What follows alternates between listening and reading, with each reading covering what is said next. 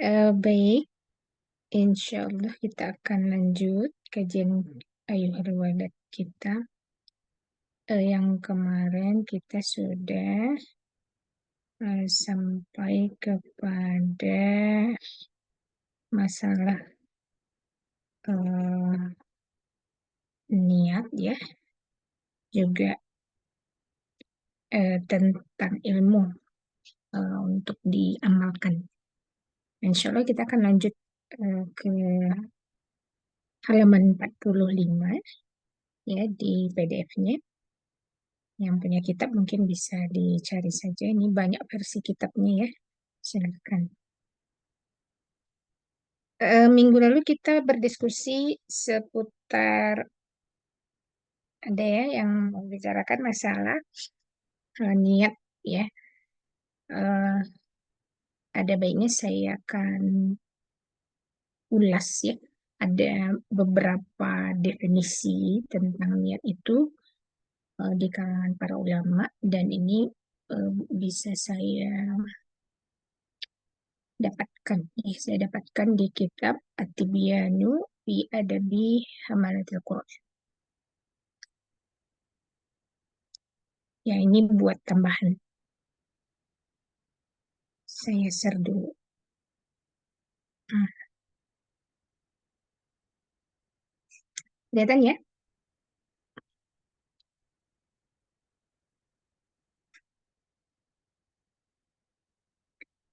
Warwaina dan telah meriwayatkan kepada kami Ani bin Abbasin dari Ibnu Abbas radhiyallahu anhu, ya, ayah dan anaknya ya. Semoga Allah meridhoi. Qala berkata, innama yahfazur rajulu ala qadri niyatihi. Sesungguhnya seseorang itu terpelihara ya, terjaga sesuai kadar niatnya ya, sesuai kadar niatnya.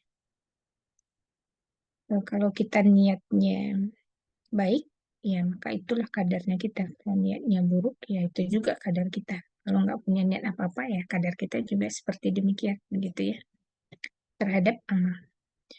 Wa'an ghairihi dan dari yang lainnya, innama yu'tan nasu ala qadri niyatihim. Nah, dan dari yang selain beliau juga mengatakan, eh, hanyalah diberi manusia atas ya, diberi pahalanya, yaitu sesuai dengan kadar niat mereka. Ya, kadar niat mereka. Nah, itu tentang niatnya.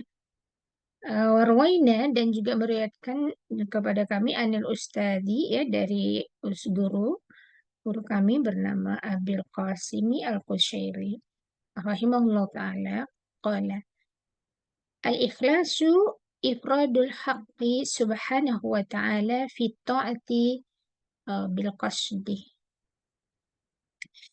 Bahwa ikhlas itu ifradul haqqi,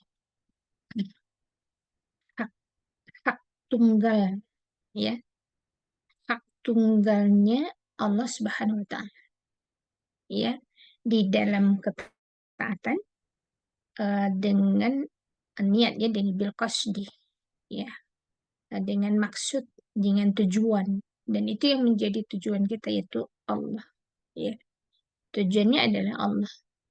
Jadi ifradul hak, jadi dia ikhlas itu um,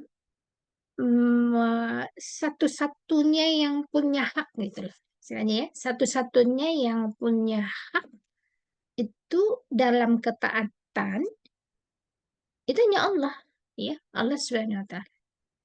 Ya, bil qasdi ya, dengan tujuan kita hanya untuk Allah gitu.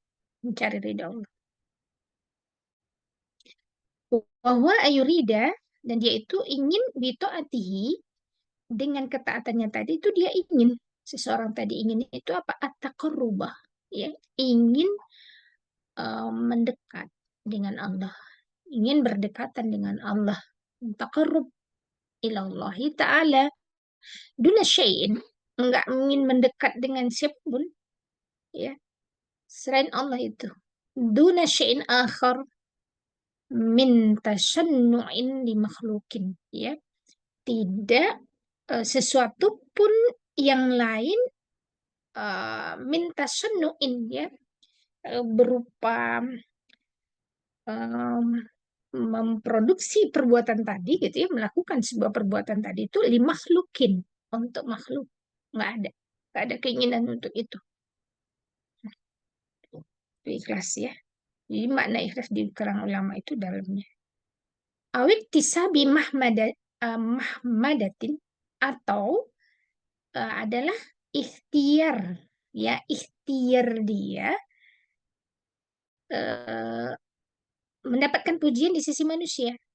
Tanpa itu tadi ya, tanpa untuk makhluk yang lain di dalam melakukan sesuatu, atau berikhtiar juga tanpa pujian di sisi manusia, au mahabbati madhin, atau kecintaan dia terhadap pujian tadi, minal khalqi ya, dari ciptaan Allah. Jadi nggak ada, nggak suka. Kalau dipuji orang gimana kita ya? Sebenarnya kita juga hatinya nggak ada, ih saya suka dipuji, nggak begitu gitu. Justru dia risih dengan pujian tadi, merasa nggak seperti demikian. Makanya dia mengembalikan pujian itu kepada Allah Subhanahu wa taala. Alhamdulillah. Begitu ya. Au maknan minal ma'ani siwa taqarrubi ila Allah Ta'ala. Atau satu makna lain ya, makna dari makna-makna tadi, selain taqarrub ila Allah Ta'ala. Ya, selain mendekatkan diri kepada Allah Ta'ala. Ya, bukan yang itu. Begitu. Ya, tadi ya. Ifradul haq subhanahu wa ta'ala fit ta'ah bil qasdi. Ya. Qala, dan juga beliau mengatakannya, Abil Qasim Al-Ustaz Abil Qasim Al-Qushairi, yasihu ayyuqala, dan yang sahih yang dikatakan itu adalah berarti al-ikhlasu tasfiyatul fi'li an mulahazatil makhlukin. Nah, itu kesimpulannya begitu. Ikhlas itu adalah mensucikan perbuatan atau membersihkan amal kita ya, perbuatan kita itu dari perhatian makhluk ya, perhatian makhluk ya. Tapi justru kita memfokuskan diri untuk mendapatkan pujian al-Khaliq gitu ya.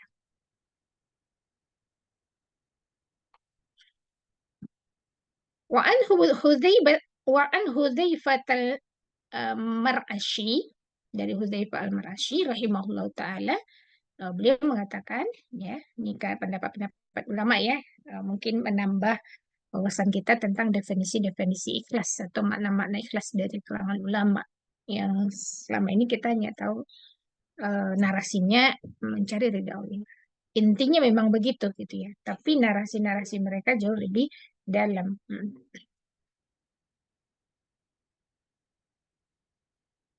Ya. Al-ikhlas itu adalah istiwa'u af'alil abdi fi zahiri wal batin. Ya, di situ dikatakan apa tadi? Istiwa. Ya, sebentar ya.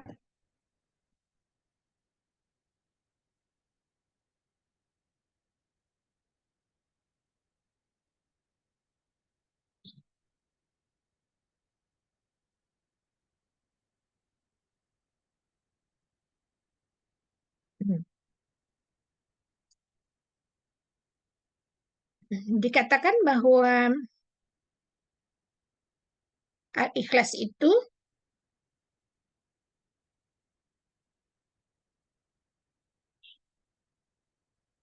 di sini ke sebutnya kenapa setara ya.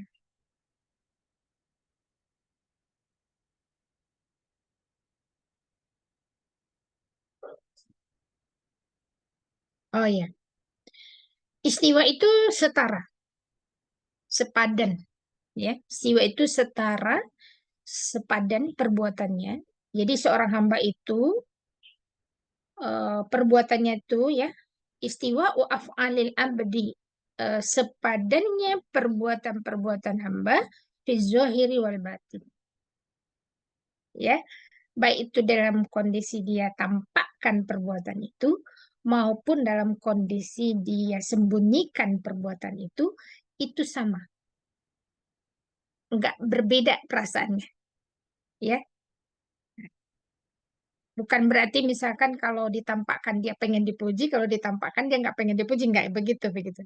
Itu sama, itu disebutnya istiwa, sepadan, setara. Dia melakukan sholat, mau di tempat ramai ataupun dia sendirian, itu sama ininya, rasanya gitu ya. Ini definisi yang luar biasa ya ini ya. Al-ikhlasu istiwa'u af'alil abdi fi zuhiri wal batin. Wa an Dhinnuni rahimahullahu ta'ala qala thalatu min alamatil ikhlas. Nah, kita dikasih tanda-tanda ini ya, ciri-ciri orang ikhlas itu kayak gimana gitu. Nah, itu bisa kita koreksi diri kita sendiri ya. Apa? Masih menguatkan pendapat yang tadi. Istiwa'ul madhi wa dhammi minal amati. Nah, sepadan. Dia mau dipuji orang, mau dicela orang itu sama. Ya, berarti kan kalau misalkan kita dicela orang, kita marah gitu, dipuji orang kita senang, nah itu berarti tidak ikhlas. Ya, tidak ikhlas perbuatannya itu. Eh, kita mau dikritik atau tidak dikritik, ya, mau dikritik, mau dipuji sama gitu. Ininya eh perasaannya, hatinya. Nah, ini memang nggak mudah mendapatkan hati-hati yang seperti itu ya. Apalagi kalau kita nggak dihargain orang. Apalagi kita seorang guru gitu ya, ada murid di seorang guru misalkan memerintahkan sholat, misalkannya mengingatkan bukan memerintahkan sholat, mengingatkan sholat karena udah dewasa. Tapi si murid ini malah cengengesan misalkan itu. Nah, saat itu ya dia akan respon ya, merespon itu dengan eh, dengan kesal. Tapi giliran giliran siswanya memuji dia ini merasa bahagia dan senang gitu. Dan kepengen selalu tampak baik. Ya, ada anak-anak yang ada orang yang tipenya perfeksionis itu begitu. Dia nggak siap menerima penilaian buruk dari orang lain. Nah, itu berarti keikhlasannya belum ya. Kemudian wanisiyani ru'yatil a'mali fil a'mal, dan dia melupakan ya, melupakan melihat amal-amalnya itu di dalam amal-amal. Jadi ketika dia berbuat baik ya sudah gitu, lupakan itu karena mencari semata-mata mencari ridha Allah. Sudah selesai, niatnya sudah benar gitu ya, udah gitu ya. Terus waqtida'u thawabil a'mali fil akhirah. Dan dia menetapkan pakaian amalnya tadi itu, memutuskan ya bahwa thawab, eh, bukan thawab, pahala-pahala amalnya ya, memutuskan bahwa pahala-pahala amalnya itu di akhirat, untuk akhiratnya. Kalau itu pun dia nggak dapatkan di dunia itu tidak ada masalah buat dia, karena ganjaran di akhirat jauh lebih besar, ya jauh lebih besar. Dia kehilangan materi karena amal itu bagi dia nggak ada masalah, karena ganjaran dia ketika beramal soleh itu jauh lebih besar, yaitu surganya Allah Subhanahu Wa Taala. Hmm. Ini kan kalau kita udah sampai di derajat ini, nah ini luar biasa ya. Wa anil Fudail bin Iyad, dan dari Fudail bin Iyad radhiyallahu anhu qala tarkul amali li ajlin nasi riya ya. Eh ini yang sering kita dengar juga ya. Ini ulama yang lebih mendalami lagi tentang ikhlas ya. Hampir narasi-narasinya luar biasa semua ya. Fudail bin Iyad ya. Syekh Fudail bin Iyad radhiyallahu anhu berkata, meninggalkan amal, meninggalkan sebuah perbuatan dalam rangka manusia itu juga riya. Nah, apa namanya, kan ada kan kita dengar celotehan orang itu. "Ya, saya tuh nggak mau melakukan amal soleh itu, takut riaan." Itu tuh pun ria. Karena dia meninggalkan amal itu karena manusia juga begitu, ya. Nah, harusnya melakukan perbuatan atau meninggalkan perbuatan itu karena Allah, ya. Wal amalu li ajlin nas, ya. Sedangkan amal itu dalam rangka manusia itu syirkun, ya. Itu adalah bersifat syirik, syirik. Kenapa? Karena di samping dia mengakui Allah, dia juga mengakui yang lain. Di samping dia mencari ridho Allah, dia juga mencari ridho manusia. Nah, itu Allah nggak suka, ya. Itu namanya mendua, ya. Menduakan Allah, ya. Apalagi kalau semata-mata untuk manusia. Nah, itu lebih kesyirikannya lebih-lebih lagi, ya. Ada ya orang itu emang cari ridho Allah juga, tapi dia juga cari pujian manusia juga begitu. Nah, katanya cari ridho katanya di lisannya, ya. Itu ya Allah alam. Nah, jadi biasanya orang ketika mencari ridho manusia pastinya tidak mencari ridho Allah. Tapi pada dasarnya orang-orang kafir jahiliyah dulu juga mengakui bahwa Tuhan mereka adalah Allah, ya. Tapi di samping Allah ada yang lain. Itulah patung-patungnya. Nah, ini yang disebut musyrik itu. Nah, sedangkan ikhlas wal ikhlasu ayyu'afiqallahu minhuma. Sedangkan ikhlas itu Allah menyelamatkan engkau dari keduanya. Nah, keduanya apa tadi? Ria dan syirik. Ketika Allah sudah menyelamatkan kita dari ria, dari syirik, maka kita disebut ikhlas sebagai seorang mukhlis. Ya. Wa an Sahlin uh, Antustari rahimahullahu taala qala nazara al-Aqyasu, ya. Al-Aqyas memandang fi tafsir al-ikhlas, di dalam menafsirkan al-ikhlas itu dalam surat al-ikhlas, ya begitu, ya. Falam yajidu ghairu hadza, maka mereka tidak mendapatkan selain makna ini, ya, selain makna ini yang tadi, makna riya dan makna syirik. Coba baca surat Al-Ikhlas.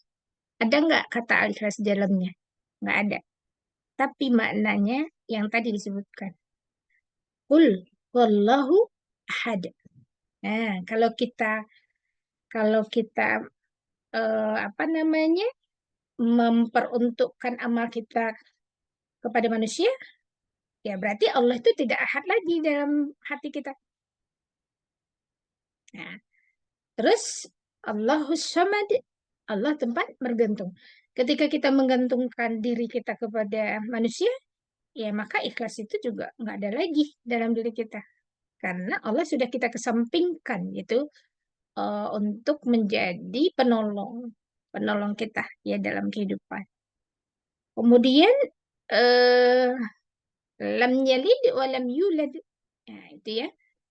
Kalau ada orang yang mengatakan Allah melahirkan dan dilahirkan, ya dia syirik.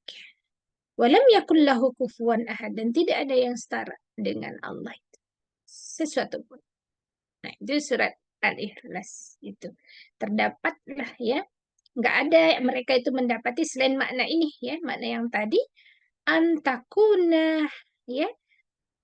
Antakuna, eh, mereka itu kalian, ya. Maksudnya kalian itu adalah misalkan, bukan kalian, antakuna harokatuhu, adalah gerakan dalam kondisi bergeraknya dia, wasukunuhu, dan kondisi diamnya, fisirhi, di dalam rahasianya, ya, sembunyi-sembunyinya dia, wa alaniyati, dan terang-terangannya dia, lillahi ta'ala wahdah, ya, hanya semata-mata kepada Allah saja. La yumazijuhu syai'un, la nafsun wala hawa'un wala dunya, ya. Dia tidak akan memperoleh apapun, ya, terhadap sesuatu, baik, ya, la nafsun, tidak pula pada dirinya, dan juga hawa nafsunya, dan tidak juga dunianya, ya, seperti itu, ya. Coba kita lihat dulu yang lebih ini tepatnya, ya. Yuma zizu itu, Yuma Jizuhu.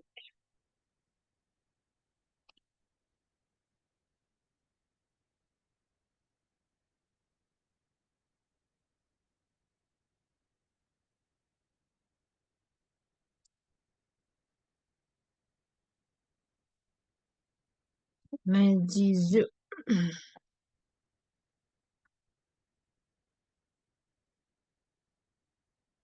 Yumajizu. Hmm.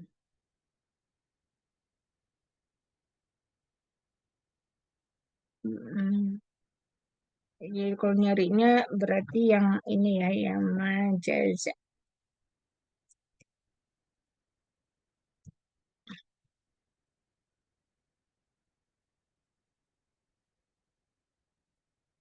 Hmm.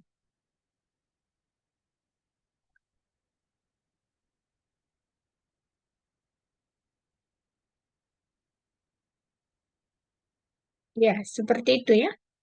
Itu sajalah. Jadi dia itu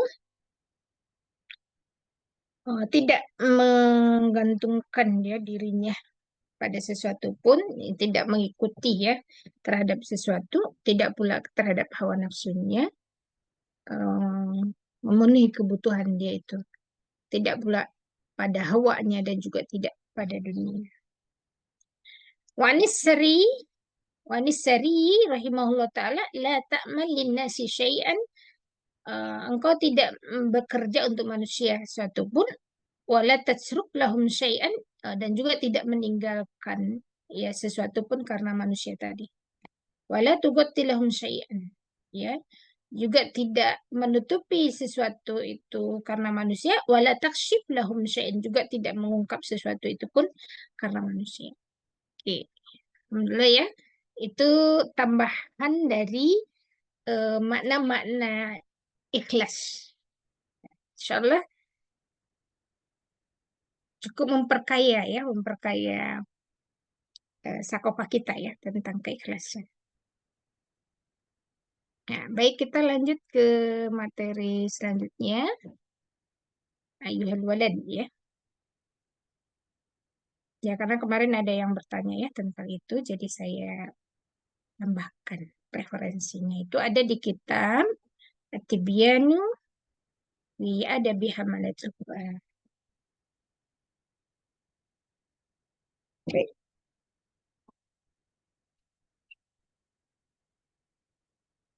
oke ya.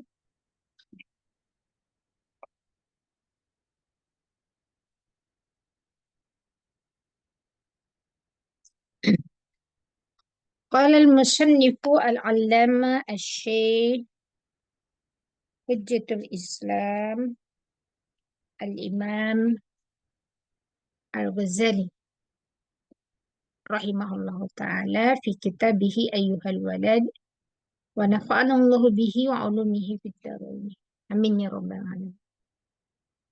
أيها الولد al-ilmu bila amalin junun.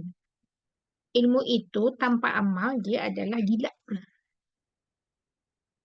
Suatu kegilaan. Ya disebut gila lah ya. Orang gila kan gitu ya. Kalau dia beramal nggak tanpa ilmu kan begitu. Kemudian wal amalu bila ilmin la yakun. Ya. Sedangkan amal tanpa ilmu itu maka dia tidak akan ada ya, tidak akan bermakna gitu. Wa'lam ketahuilah anna ilman la yub'iduka al-yawma 'anil ma'asi. Ya, bahwasanya ilmu itu tidak akan bisa menjauhkan engkau hari ini, ya, minal ma'asi dari berbagai kemaksiatan, wala yahmiluka dan tidak pula mendorongmu ala ta'ah, ya, kepada ketaatan, la yub'idaka godan an-nar jahannam, ya. Sekali-kali ya tidak akan pernah menjauhkan engkau esok, esok ya, esok itu eh, dari neraka jahanam, ya besok, ya besok dari neraka jahanam. sekali-kali tidak akan bisa menjauhkan engkau besok ya dari neraka jahanam. Nah, seperti itu. Bahwa ilmu yang hari ini itu tidak bisa menjauhkanmu dari berbagai kemaksiatan, ya. Dan juga tidak bisa pula memberikan dorongan ya kepadamu untuk melakukan ketaatan kelak ya atau besok. Nah, tidak akan menjauhkanmu dari api neraka jahanam. Gak bisa. Ilmu itu nggak bisa menjauhkan kita dari neraka jahanam. Ya, juga tidak bisa juga mendorong kita apapun untuk melakukan ketaatan. Wa idza lam ta'mal yawm. Nah, itu kuncinya jika engkau tidak mengamalkannya hari ini, ya. Wa idza lam ta'malil yawm. Jika engkau tidak mengamalkan hari ini. Walam tadarah. Ya, walam tadarokil ayyamal madiyah, ya. Dan tidak pula bisa memperbaiki masa lalumu, ya, hari-hari lalumu. Taqulu godan yaumal qiyamah. Nah, kelak pada hari kiamat eh, engkau akan berkata, kata Imam Al-Ghazali menasihati muridnya tadi ya, farji a'udzubillahi minasyaitonirrajim, farji'na na'mal sholihan. Wa yuqalu ya ahmaq anta min hunaka taji'u. Kan disebutkan begitu. Kelak engkau nanti di hari kiamat itu berkata seperti itu, farji'na na'mal sholihan. Kembalikanlah kami, gitu ya. Kembalikanlah aku ke dunia. Farji'na. Ya Allah, farji'na. Kembalikan kami ke dunia. Na'mal sholihan. Nah, pasti kami akan melakukan amal soleh. Untuk apa kalian pergi itu? Untuk melakukan amal soleh. Nah, ini ada di surat As-Sajadah ya. Sajadah ayat 12. Nah, gitu ya. Ya Allah farji'na na'mal sholihan. Kembaliinlah kamilah ke dunia ini. Kami akan beramal soleh. Nah gitu loh. Yang dimaksud tadi kan bahwa si ilmu tadi itu nggak bisa menjauhkan kamu dari api neraka kalau kamu nggak mengamalkannya. Gitu. Nggak juga bisa mendorongmu untuk ketaatan kalau kamu nggak mengamalkannya itu. Ya. Nah, dan kelak kamu akan menyadari ya eh, dan ingin berkata kepada Allah seperti ini, farji'na na'mal sholihan. Fayuqalu dan itu dikatakan ya misalnya dikatakan ini mah ininya Imam Al-Ghazali ya bayar apa ya gambarannya Imam Al-Ghazali jawabannya itu fayuqalu ya ahmaku wahai si bodoh gitu ya anta min huna kata ji'u bukankah engkau itu dari sana datang bukankah engkau itu dulu dari dunia itu gitu kenapa minta balik nah itu ya. Ya, jadi jangan sampai menyesal si ilmu yang sudah kita dapatkan kalau tidak diamalkan ya sama sekali tidak bisa menjauhkan kita dari neraka jahanam. Ya, naudzubillahi min dzalik. Wal walad ij'alil himmata firru ya. eh, Jadikanlah himmah ya. Himmah itu apa ya? Cita-cita yang luhur, idealisme. Kalau disebut lebih ininya lagi ya, punya idealisme. Jadikanlah cita-citamu yang luhur itu firruh, ya, di dalam ruh, ruh bimakna idrosila billah ya. Wal hazimata fin nafsi. Eh, Kemudian dan kalahkan nafsumu. Hmm. Itu kan jadikan himmah itu di ruhmu, jadikan pula kekalahan itu di dalam nafsu, ya. Wal mauta fil badani. Jadikan juga maut itu di dalam badan. Di anna manzilakal qabru karena kedudukanmu ya kedudukanmu di dalam kubur ya bahwa manzilah manzilah tempatmu ya. Karena tempatmu yang sesungguhnya itu al-qabru ya, karena tempat akhirmu itu adalah dalam kuburan ya. Mau punya istana juga di dunia ya, akhir hidup ya dikubur yang hanya sepetak. Terus mau bagaimana? Ya, cita-cita luhur kita itu ya menjadi ahlul jannah kan begitu ya. Cita-cita luhurnya. Ya, maka kita berpikir juga demikian gitu. Eh, bahwa nanti ya tempat tinggal kita itu terakhirnya hanyalah di kubur. Wa ahlul maqabiri yantazirunaka fi kulli lahzatin mata tasilu ilaihim. Ya. Dan sedangkan ahli kubur itu, penghuni kubur tadi selalu menantimu, ya, di setiap kesempatan kapan engkau sampai kepada mereka atau kapan engkau menyusul mereka. Kapan kita menyusul orang tua kita kan ya sebenarnya yang sudah meninggal misalkan, ya. Nah, mereka akan seperti itu, ya. Iyyaka summa iyyaka an tasila ilaihim bila zadin. Ya, waspadalah, waspadalah. Jangan sampai engkau menyusul mereka bila zad, ya, tanpa bekal, ya. Qala Abu Bakrin As-Siddiq, Abu Bakar As-Siddiq radhiyallahu anhu, hadhil ajsadu imma qafasut tuyuri au istobalud dawab, ya. Kata Abu Bakar As-Siddiq, jasad-jasad ini, jasad-jasad kita ya, jasad-jasad kita ini itu seperti eh, ada kalanya qafasut tur, ada kalanya itu sangkar burung. Nah, atau kadang-kadang dia adalah kandang binatang, jasad kita itu.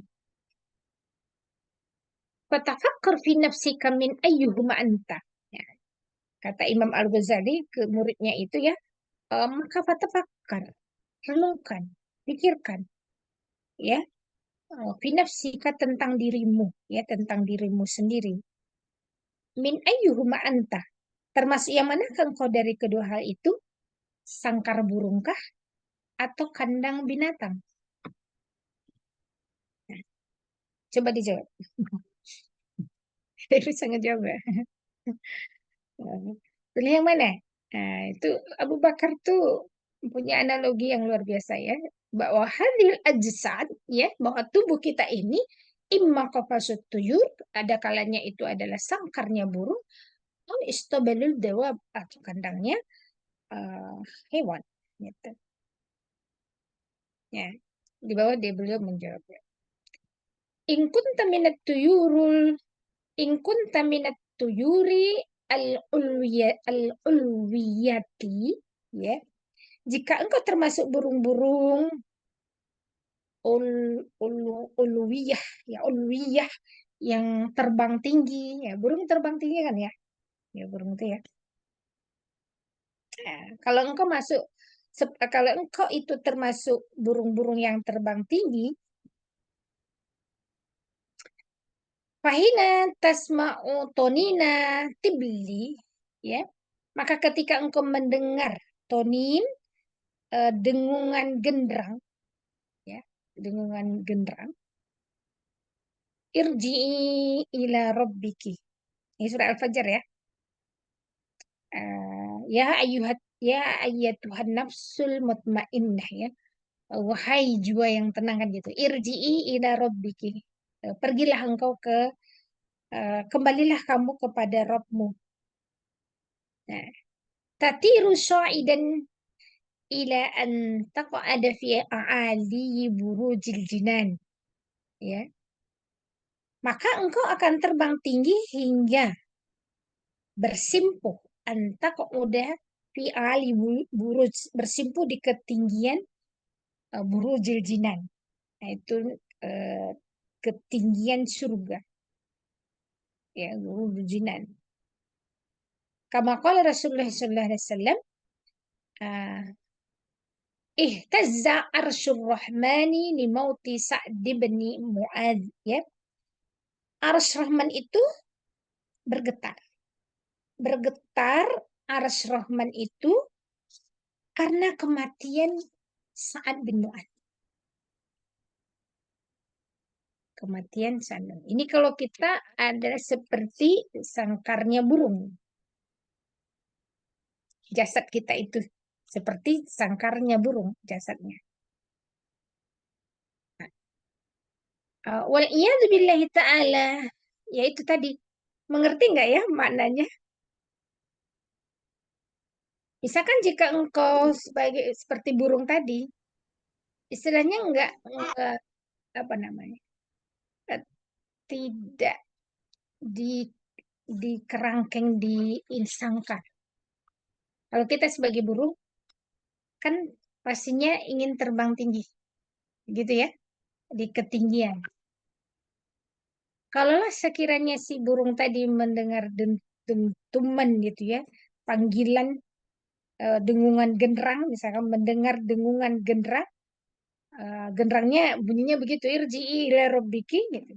Maka dia akan si burung tadi akan naik ke posisi ya yang lebih tinggi.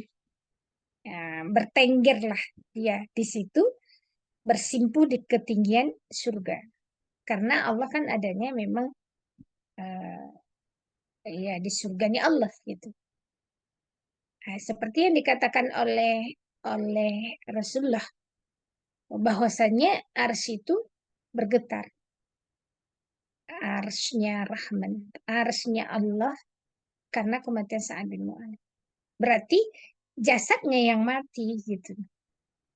Jasadnya yang mati, tapi ruhnya itu kembali kepada Allah Subhanahu wa taala. Jadi si ruh itu enggak enggak tetap di situ di jasadnya karena ruhnya tadi udah mencapai ke ketinggian rohnya gitu. Ini bahasa tasawuf ya. Bahasanya Imam Al-Ghazali memang seperti ini ya narasi-narasinya. Maka beliau pun pasti pilih hadis-hadis atau narasi-narasi yang menunjukkan ketinggian ruhiyah seseorang. Ya, ketinggian ruhiyah seseorang. Jasadnya pasti membusuk ya tubuh ini ya, pasti membusuk. Ya, maka tidak usah pentingkan terlalu mementingkan jasad, tapi jasad itu penting dipelihara agar ketaatan kita kuat. Itu kan intinya gitu. Ya, jasad itu jangan diberi senang-senang gitu ya. Nanti ruhnya juga males. Ruhnya males. Wal'iyadzubillahi ta'ala dan berlindung kepada Allah Subhanahu wa taala in kunta minad dawab ya. Jika engkau termasuk binatang. Kama qala Allah taala ulaika kal an'ami bal hum adall. Nah, mereka itu seperti hewan ternak bahkan lebih sesat. Gitu ya.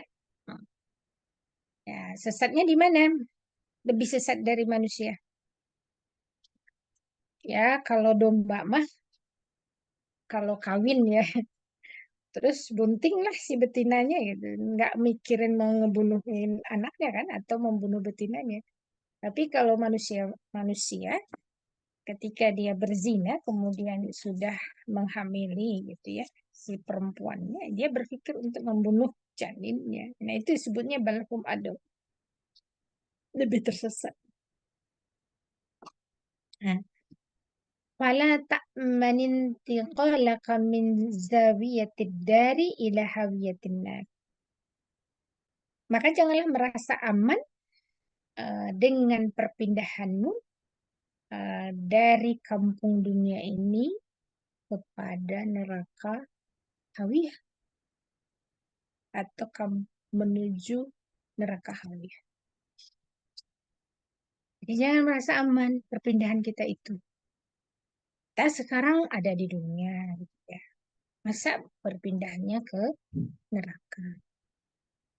Nah, sementara kita tahu di neraka itu kan yang disiksa itu fisik, ya. Memang ya fisik. Ya, nah, ini nasihat yang sangat bermakna ya, bahwa murid lah ya, seorang murid. Murid yang juga mau mendengarkan nasihat guru. Saat ini tuh banyak murid yang tidak mau mendengar nasihat guru. Waruwiya anna Hasan al-Basri, dan diriwayatkan juga bahwa sesungguhnya Imam Hasan al-Basri rahimahullah taala u'tiya syarbatan, ya, diberikan, eh, Hasan al-Basri itu pernah diberi minuman min ma'in baridin, ya, minuman dari air yang dingin, jadi minuman dingin, ya berarti air es, ya ibu-ibu suka apalagi yang panas-panasan ini suka sekali ya, minum air es gitu. Falamma akhdal qadah, maka tatkala dia mengambil gelas, si air dari air dingin tadi, mengambil gelas, gusya alaih, beliaunya pingsan, ya pingsan, wasaqata min yadihi, maka terjatuhlah dari tangannya si gelas tadi. Falamma afaqa, maka tatkala dia siuman, ya, eh, kila lahu, dikatakan kepadanya, ditanya ya, malaka ya Aba Said, ya beliau, eh, abinya Said, ya nama anaknya beliau Said namanya, apa yang terjadi denganmu wahai eh, Aba Said, malaka ya Aba Said, apa yang terjadi padamu wahai Aba Said. Qala, ya, Imam Hasan Al-Basri ini berkata, dzakartu umniyata ahlin nari hina yakuluna li ahli jannah. Ya, aku teringat katanya, eh apa ya? Aku teringat keinginan, umniyah, keinginan yang sangat kuat dari ahli neraka.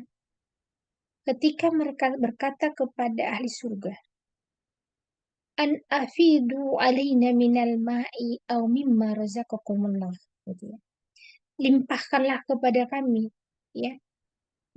Orang ahli neraka itu mengatakan kepada ahli surga, limpahkanlah kepada kami air itu, ya, minta dilimpahkan, dituangkan gitu ya kepada kami air itu, minal ma, sedikit air, au mimma razaqakumullah, atau makanan yang telah direzekikan Allah kepadamu, pada kalian.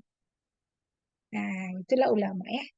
Kalau yang apa namanya? Dikasihkan gelas yang isinya air dingin, yang ingatnya ayat Quran, terus pingsan. Kalau kita dikasih air es gimana? Ustazah Fitri langsung di klek klek klek klek gitu ya. Oh, apalagi kalau ada sedotannya langsung begitu. Kalau Imam Hasan Al-Basri dikasih air dingin, ingat ayat dia. Ingat ayat Al-Quran. Ayat Quran yang kayak gimana? Ya, beliau membayangkan gitu ya, bahwa air dingin yang dia ingin minum itu dibutuhkan oleh ahlun nar.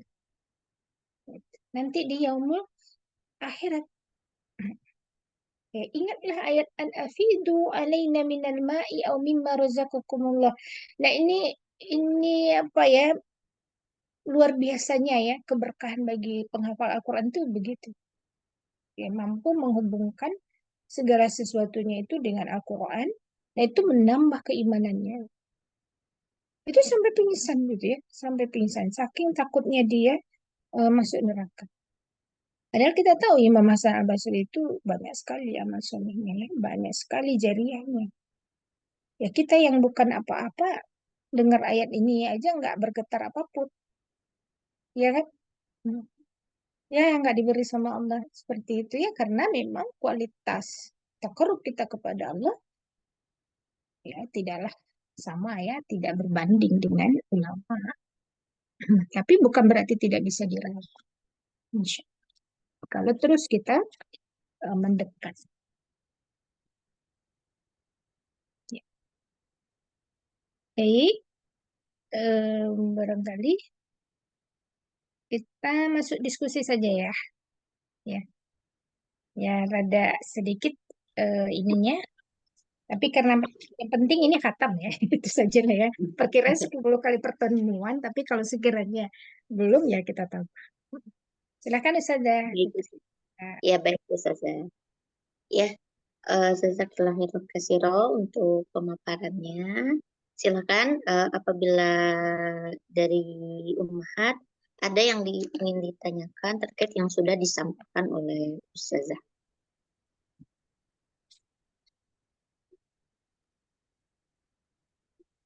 Ya, Assalamualaikum Ustazah. Waalaikumsalam warahmatullahi wabarakatuh. Silakan. Tadi saya kurang jelas sama kurang paham Ustazah yang tentang kandang binatang itu gitu. Kalau kalau kandang burung itu paham saya sih seperti ini yang Ustazah jelaskan tadi, kalau salah koreksi saya. Berarti kan dia bebas gitu ya ketika dipanggil sama Allah irji'i gitu kan. Dia bebas tapi dia semakin tinggi seperti itu kan. Ya. Nah, kalau dia kandang sarang burung. Tapi kalau kandang binatang itu bagaimana Ustazah? Kurang paham saya. Itu. Ya. Terima kasih Ustazah. Assalamualaikum warahmatullahi wabarakatuh. Waalaikumsalam warahmatullahi. Kalau itu yang saya pahami itu eh, antara jasad dan ruh itu. Kan begitu ya yang Abu Bakar bilang bahwa jasadnya, fisiknya, ya badannya manusia itu ada dua kemungkinan. Ada sangkarnya burung atau ada apa namanya kandang binatang, ya hewan ternak lah gitu.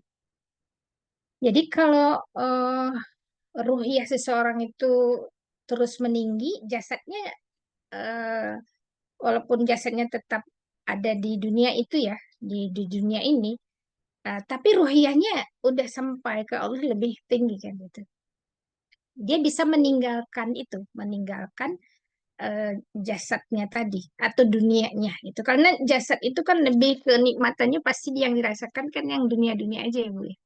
Ya Bu ya, enak tidurnya, enak makannya kan begitu. Kalau fisik ya kan begitu kan, enak minumnya, enak pokoknya segalanya gitu. Nah, tapi kalau kandangnya binatang ini eh rada susah gitu dia pergi dari ininya, dari dunianya begitu. Ya, ya itu yang saya pahami itu, yang saya pahami bahwa mana yang mau kita pilih, maka kita pilih tangkar burung tadi ya. Ya, kita nggak begitu mentingkan fisik kita itu, begitu dunia kita itu. Kita lebih mentingkan akhirat kita yang kita lebih tinggi sampai kita kembali kepada Allah, memenuhi panggilan Allah Subhanahu wa taala. Ya, seperti itu ya kalau Allah. Selalu paham ya, ini bahasa tasawuf sih ini ya. Saya sih sebenarnya sedang ini ya, sedang tidak memaknai ada pembagian manusia itu terdiri dari jasmani dan rohani gitu. Maksudnya begitu ya. Saya tidak ingin ingin membagi itu sebenarnya. Nah, tapi lebih ke itulah, ini dunia, si sangkar itu dunia, kita itu dengan apa nah, dengan ruh kesadaran kita berhubungan dengan Allah itu lebih tinggi, itu bisa meninggalkan kesenangan-kesenangan dunia kita atau kerangkengnya dunia itu gitu ya. Ya, bisa meninggalkan kerangkengnya dunia. Maka itu burung yang bisa terbang itu. Kalau hewan ternak kan enggak, dia dikasih makan, dia dikasih minum kan itu tetap ada di situ, dia nggak bisa keluar-keluar. Terkerangkeng dengan dunianya tadi, kenikmatan fisiknya gitu. Insya Allah demikian. Wallahu a'lam.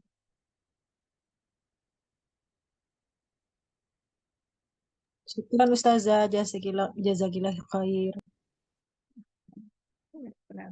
Ya, alhamdulillah. Ya, baik. Ya, baik. Silakan ada lagi yang ingin bertanya, bisa buka mikrofonnya saja langsung bertanya kepada Ustazah. Assalamualaikum. Waalaikumsalam warahmatullahi wabarakatuh. Ya, silakan. Afwan Ustazah. tutup kamera. Begini Ustazah, tadi itu ya dijelaskan juga terkait dengan bagaimana ulama itu senantiasa mengaitkan dengan Al-Quran begitu ya Ustazah. Ya. Ketika misalnya tadi ada air es gitu kan, disampaikan ayat Quran gitu ya, dikaitkan dengan ayat Al-Quran. Bagaimana itu memang sebagai apa? Sebagai pedoman gitu ya, sebagai pedoman hidup gitu, dekat dalam kehidupan mereka. Nah, ya terkait dengan ini Ustazah, dengan anak-anak tahfiz itu ya. Kemarin waktu pertemuan itu kan pertemuan orang tua itu ditekankan bahwa anak-anak itu intinya adalah mutkin gitu. Dan ya beda gitu ya kemampuan anak-anak itu gitu. Yang menjadi apa ya kerisauan atau apa ya Ustazah itu eh, bagaimana anak-anak itu tadi kan ada program gitu ya. Dan apakah mereka itu paham atau tidak apa surat di rumah itu dibaca juga terjemahnya gitu kan. Di pondok itu kan ada juga program bahasa Arab ya, ada pelajaran bahasa Arab gitu di sekolah juga gitu kan. Tetapi kalau dari sisi memahami gitu kan mungkin perlu proses gitu. Nah, saya itu berharap sekali anak-anak itu selain menghafal gitu ya, membaca, tapi juga mereka paham apa yang mereka baca gitu. Apa yang mereka hafal. Apakah bisa misalnya juga diprogramkan gitu ya, anak itu selain menghafal nasnya juga membaca terjemahnya misalnya begitu. Jadi beriringan ya, apa yang mereka baca, apa yang mereka pahami gitu dari apa yang mereka baca. Meskipun melalui membaca terjemah lah sementaranya. Sehingga begini, realitas seringkali kan hafal itu mudah hilang gitu ya. Hafal segini-segini gitu kan, tapi bisa jadi mudah gitu hilangnya itu. Tapi kalau sudah menjadi pemahaman gitu kan, itu harapan itu senantiasa melekat gitu kepada mereka. Itu saja apa namanya ya, mungkin menyampaikan harapan mungkin ya, atau masukan gitu ya untuk program kepada anak-anak. Ya, demikian Ustazah. Syukran jazakumullah khairan. Apa ya? Oh, iya. Eh, ada program menghafal, ada program memahami. Nah, di pondok kan juga ada pelajaran Quran hadis, ya Bu ya, yang itu prosesnya proses belajar dan memahami. Ya, kalau terjemah aja juga nggak efektif memahami, ya, tidak sampai kepada anak paham. Ya, biasanya sekedar dibaca.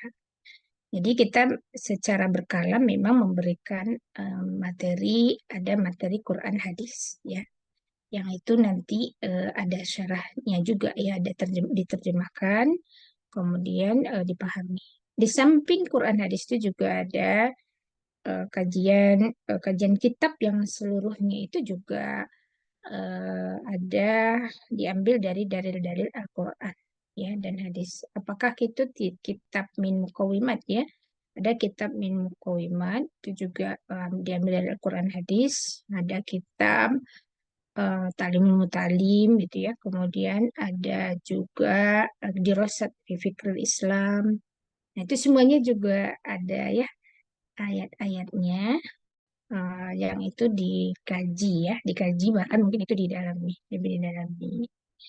Insya Allah nggak hanya sekedar menghafal ya Ibu ya. Cuma kalau program menghafal tahfiz itu kenapa? Karena awalnya memang kan dia harus hafal dulu ya. Ya nanti bisa mengaitkan itu, dia bisa pilih ayat yang dia sudah pahami. Nah, kemudian kalau dia nggak punya modal bahasa Arab, ya dia sudah juga untuk memahami itu. Ya, berarti kan memang ada step by stepnya. Ya, tentunya tidak seluruh yang dia hafal itu dia paham. Begitu. Kalau ada. Ya, baik. Bagaimana Ibu Siti? Ada tanggapan lagi? Cukup Ustazah. Ya, Insya Allah banyak ya, kayak kitab-kitabnya banyak. Dan semuanya terakomodir ya di dalam pembentukan syariah Islamnya. Targetnya begitu. ya. Pematangan sih ya level SMA itu. Ya, tapi ini kalau melihat kondisi anak-anak kita juga terbentuk pun, ya kita akan evaluasi. Ya, baik Ustazah Zazakillah, Zazakillah dan Rasira juga atas pertanyaannya. Baik, ada lagi silahkan bila ada yang ingin ditanyakan, silakan untuk langsung ditanyakan kepada Ustazah.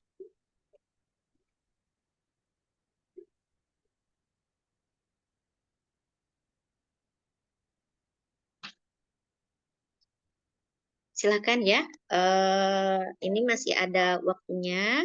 Apabila ada yang ingin ditanyakan, mumpung juga ini langsung langsung begitu ya, bisa bersama Ustazah Yanti. Tidak di kesempatan lain mungkin sulit begitu ya, tapi di kesempatan ini bisa langsung ditanyakan terkait apa yang tadi disampaikan atau mungkin yang lainnya. Cukup? Ya, baik. Kalau tidak ada, baik penutup saja mungkin Ustazah pesan-pesannya bagi kita semua di sore hari ini. Baik ya. Kita sebagai orang tua ya, untuk menanamkan kerinduan anak-anak kita terhadap surga itu memang dimulai dari kita yang punya gambaran tentang itu dan punya rasa rindu itu, ya, punya rasa rindu eh, terhadap surganya Allah Subhanahu wa Ta'ala, dan juga punya rasa rindu untuk bertemu dengan Allah Subhanahu wa Ta'ala dan dengan Rasulullah serta para sahabat dan juga ulama-ulama, juga pada orang-orang yang soleh. Jadi itu harus kita buncahkan itu di dalam diri kita. Nah, itulah yang membuat seorang ibu atau seorang ayah itu dia akan mengamalkan ilmunya setahap demi setahap ya, semakin meningkat dan terus dia istiqomahkan. Awalnya mungkin keistiqomahannya sedikit-sedikit, lama-lama juga makin banyak yang dia amalkan gitu. Nah, itu kan menjadi stimulan langsung yang dilihat oleh anak-anak kita itu.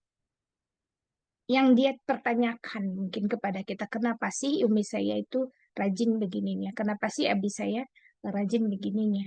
Nah, itu. Saat diskusi itu ada, kan kita akan sampaikan, nak, umi itu sangat rindu surganya Allah. Tapi untuk ke sana kan nggak bisa hanya berangan-angan, ya kan? Ya. Ada jalan-jalan yang harus ditempuh untuk sampai ke sana.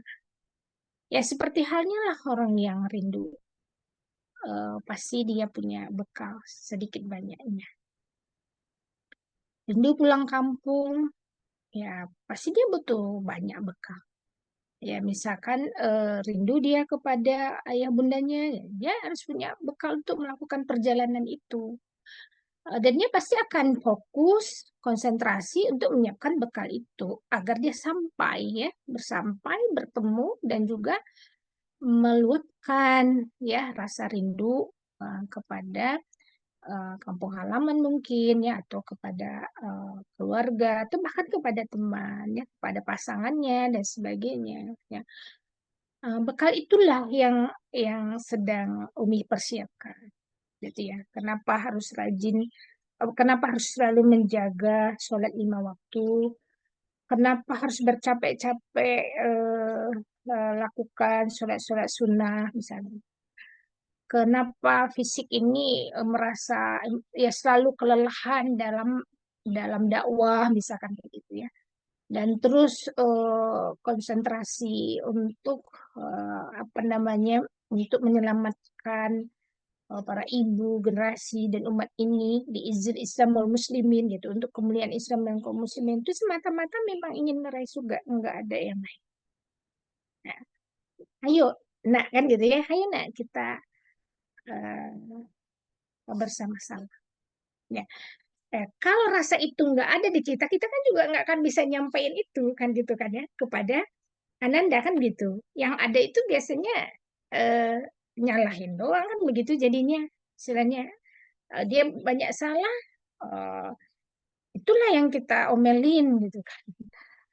Tanpa memberikan sebuah edukasi yang bisa itu makin menunjangkan bagi dirinya ya kerinduan terhadap jannah itu.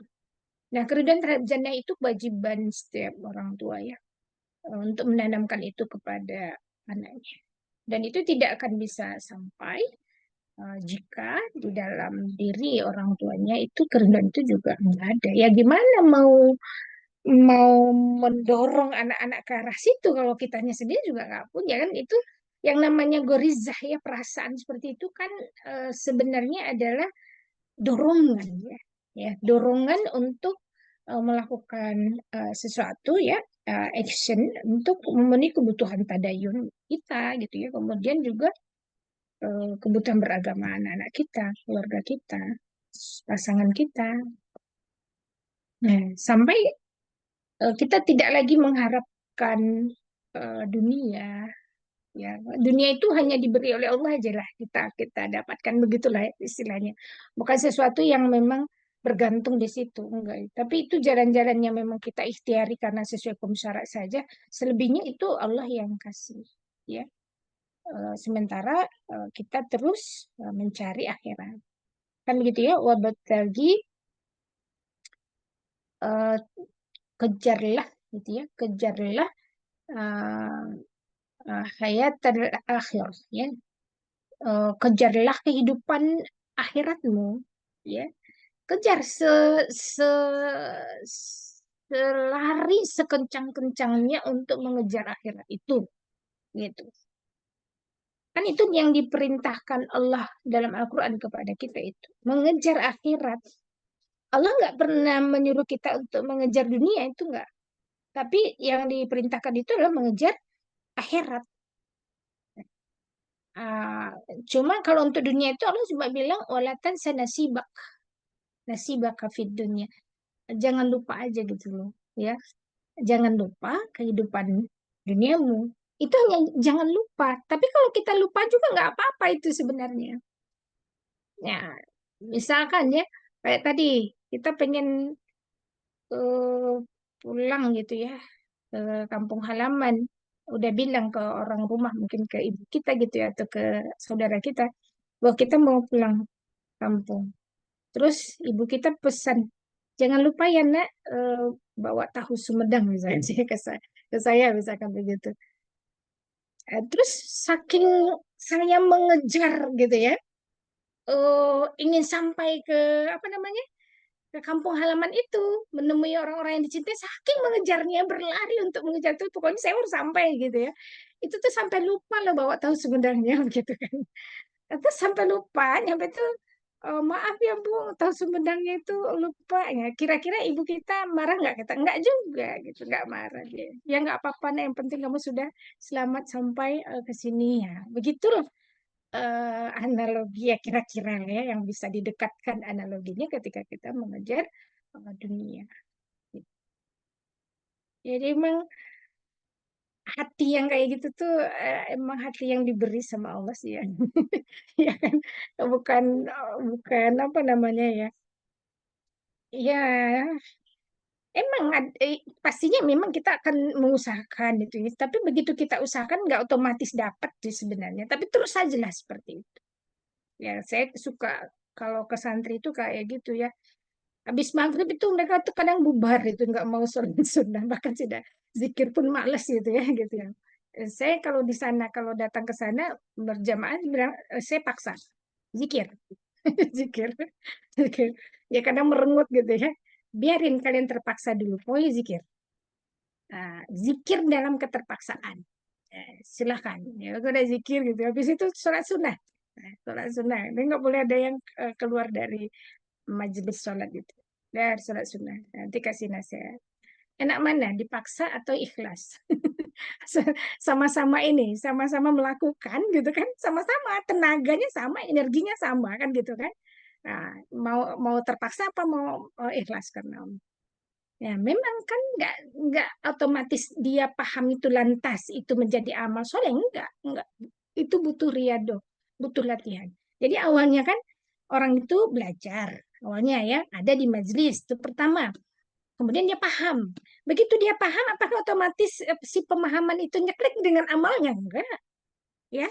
Nah, itu butuh latihan.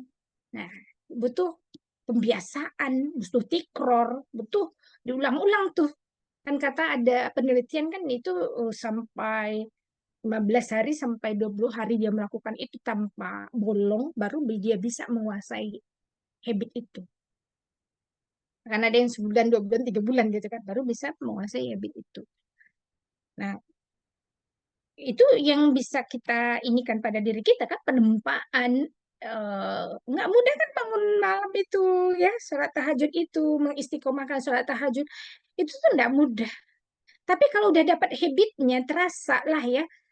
Kalau nggak melakukan itu terasa tuh kok kurang ya gitu ya. Kok ada yang hilang lah hari ini tuh. Dia sholat duha ketika itu dilakukan hanya 2 rakaat karena kebiasaannya 4 rakaat itu juga terasa rugi gitu ya.